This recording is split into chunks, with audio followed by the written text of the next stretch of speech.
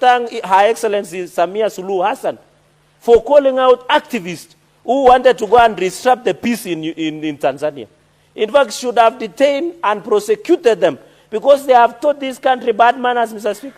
These activists, they have taught our people to insult, to undermine, to lose respect to the leadership of this country, Mr. Speaker. Tanzania is a very peaceful country. And what President Samia Suluhu Hassan said, we should respect our countries, Mr. Speaker. There is mutual respect. And I hope as the activists run around East Africa trying to meddle in the internal affairs, they must be put to stop, Mr. Speaker. Because what business would you have to go and meddle in affairs of Tanzania? What business, Mr. Speaker? These activists, and I want to ask President Samia Suluhu Hassan, Mr. Speaker, of Tanzania, to be very careful because these activists are funded by enemies of Africa who want to destabilize the unity, the peace and tranquility of most African nations, Mr. Speaker. You saw even in the last Gen Z protest, Mr. Speaker, there were allegations that international donors were financing instability, Mr. Speaker, in this country using what we call international donors, Mr. Speaker.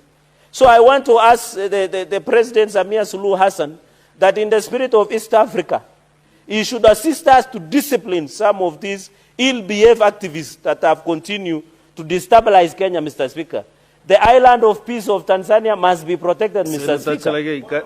Senator Cherargei. Anawafinye kabisa. Senator Cherargei, can you relate what you are now discussing with the Division of Revenue Bill?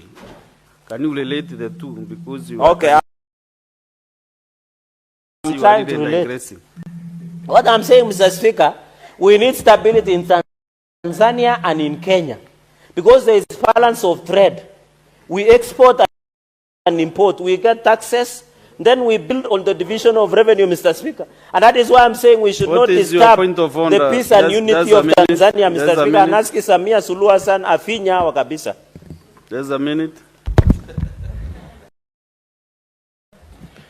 Mr. Speaker, this is a very serious flaw in this House, Mr. Speaker. And, Mr. Speaker, this is on 105 in the statement of facts. Mr. Speaker, is it in order for the Senator of Nandi, who is a lawyer, to actually misinform the House and misinform the public on what informs the action of deportation of Kenyans from Tanzania, Mr. Speaker? Mr. Speaker, if you look at Article 104 of the EAC Common Market Protocol of 2015, it expressly says and guarantees the freedom of movement of service, labor, and goods within the East African region.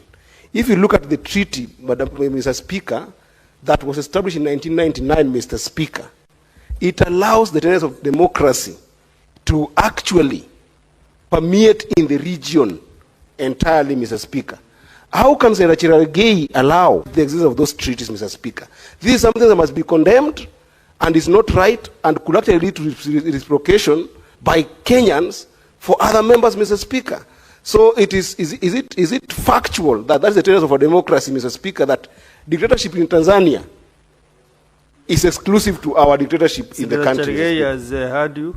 Let him respond. The Senator Eddie should withdraw and apologize. There is no dictatorship in Tanzania because they do elections regularly. Correct. So it is very wrong. Mr. Speaker, I wanted to answer point of order and after. 1 minute? Yes. So he must withdraw and apologize because Samia Suluhu Hassan, president, she has been elected to be in that office alongside the late Magufuli. Number 2, under the EAC treaty, it talks about goods and services. MARTHA Karua and other busybody activists are not defined as goods and services. Unless I got it, the treaty of 1999. Goods, services and labor. And which labor was a busybody activist? The MARTHA Karua and Boniface were taking to Tanzania, Mr. Speaker. And NGO money and cloud chasing in TikTok and Facebook, Mr. Speaker. Mr. Speaker, with those many remarks, I submit and I pray that we go to mediation, Mr. Speaker. Mr. Speaker, I shall not be intimidated. These are people who are financed by NGOs, Mr. Speaker. I will not be moved. If they have eaten NGOs money from Soros, Mr. Speaker, I should ensure. Senator Cherargei, you have finished. Assume your seat. Okay. Senator Boni. Yes.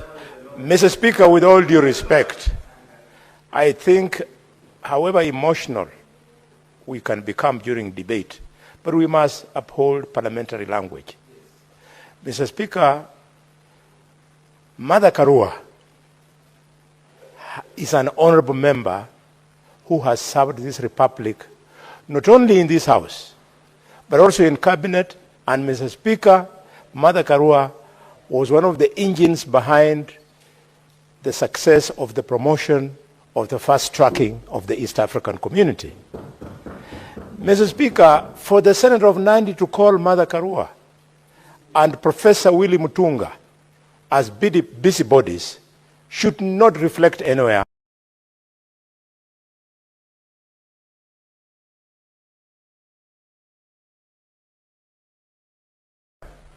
in the records of this House.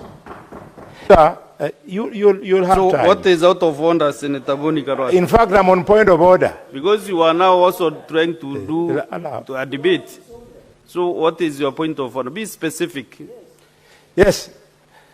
The point of order is the Honorable Senator, in order to use unparliamentary language, and have specified calling distinguished Kenyans busybodies, is in order.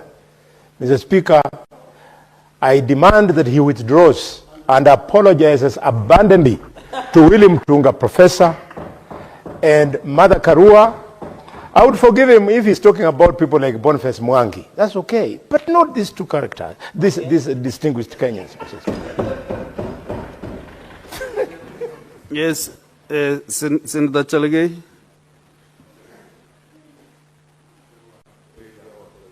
Mr. Speaker, I just say busybodies. People are busy. In fact, they are better than President Samia Suluhu Hassan, who say viumbe. In fact, they are better. I'm saying they are busybodies. What is their job description as at now? They are former, so, and we know what they are trying to achieve. These are activists who actually, want to... Senator Boni Khalwale, your point of order is on standing under 122. Yes. 122, 1B. When a senator declines to retract use of unparliamentary language or declines to offer apologies, despite having been ordered to do so by the Speaker.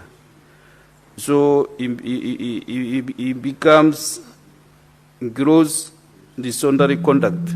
That is where now you are going to, and you know the consequences. We must respect the standing orders like in the Bible. Okay, okay. So that we can Mr. Speaker, with tremendous respect, because you are the chair of Njurinjeke, I withdraw and substitute.